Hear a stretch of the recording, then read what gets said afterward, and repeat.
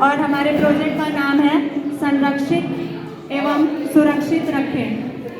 ये चैप्टर पौधों और जंतुओं के संरक्षण पर बेस्ड ये प्रोजेक्ट उसी पर बेस्ड है।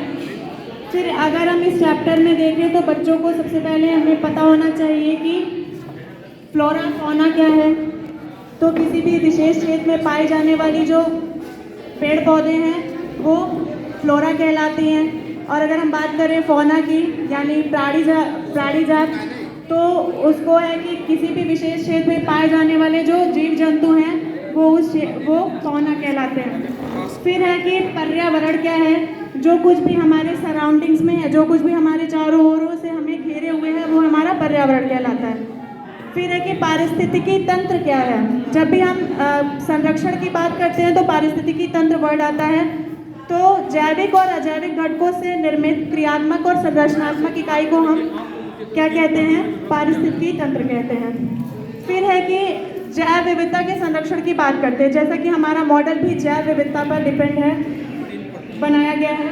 फिर अगर हम इसको डिफाइन करें तो कि जैव विविधता एक्चुअल में है क्या, तो हम कह सकते हैं कि किसी विशेष आवास या पारिस्थितिकी तंत्र में जीवन की विविधता, जिसमें वनस्पति और जीव जंतु सभी शामिल हैं, वो क्या कहलाती है, जैव विविधता कहलाती है।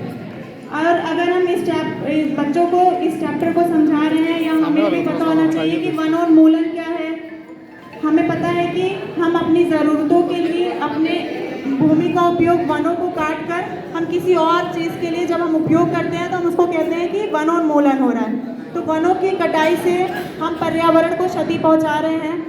तो ये वनोन्मूलन के दुष्परिणाम हमको अभी भी दिखाई देते हैं, जैसे कि एयर पोल्यूशन एक बहुत बड़ी समस्या है हमारे महानगरों की।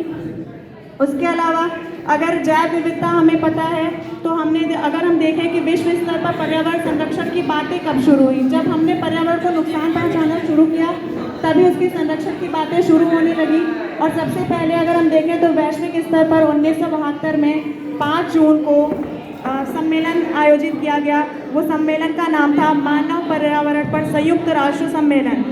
इसी के आधार पर पहला विश्व पर्यावरण दिवस 5 जून 1974 को यानी कि सम्मेलन के 2 साल बाद मनाया गया। फिर आता है कि वन्य जीवों का संरक्षण क्यों करना चाहिए।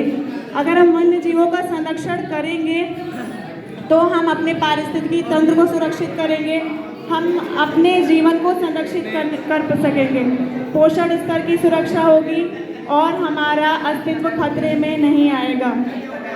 फिर आता है वन्य जीवन संरक्षण के लिए सरकार स्तर पर भी प्रयास किए जाते हैं, जिसके लिए सरकार ने राष्ट्रीय उद्यान, वन्य जीव अभ्यारण्य और जैव मंडल आरक्षित क्षेत्र जैसे कुछ क्षेत्रों को चिन्हित किया है और उस पर सरकार प्रयास करती है। इसके अलावा भी सरकार ने टाइगर कंजर्वेशन के लिए, एलिफेंट कंजर्वेशन के लिए, इन सब के लिए अलग अलग स्कीम्स और स्कीम्स चलाई थी। फिर आता है कि राष्ट्रीय उद्यान और वन्य जीव अभ्यारण्य है क्या। तो बच्चों को ये पता होना चाहिए कि राष्ट्रीय उद्यान क्या है, वन्य जीव अभ्यारण्य क्या है और जैव मंडल आरक्षित क्षेत्र क्या है। जैव मंडल आरक्षित पर्यावरण कंजर्वेशन के लिए कुछ क्षेत्रों को आरक्षित कर दिया जाता है, जहाँ पर उस क्षेत्र की जनजातियाँ भी जीवन यापन हेतु उनमें हस्तक्षेप नहीं होता है। फिर आता है वन्य जीव अभ्यारण्य और राष्ट्रीय उद्यान। राष्ट्रीय उद्यान में हम सभी तरह के पारिस्थितिकी तंत्र, जिसमें जीव जंतु शामिल है, कोई स्पेसिफिक नहीं है, लेकिन वन्य जीव अभ्यारण्य में हम किसी एक स्पेशल स्पीसीज की सुरक्षा करते हैं। और वो ज़्यादा, अगर हम बात करें कि राष्ट्रीय उद्यान और वन्य जीव अभ्यारण्य में कौन ज़्यादा सख्त नियमों का पालन करता है, तो ज़्यादा सख्त नियंत्रण राष्ट्रीय उद्यान में होता है सरकार का, जबकि वन्य जीव अभ्यारण्य में नहीं होता।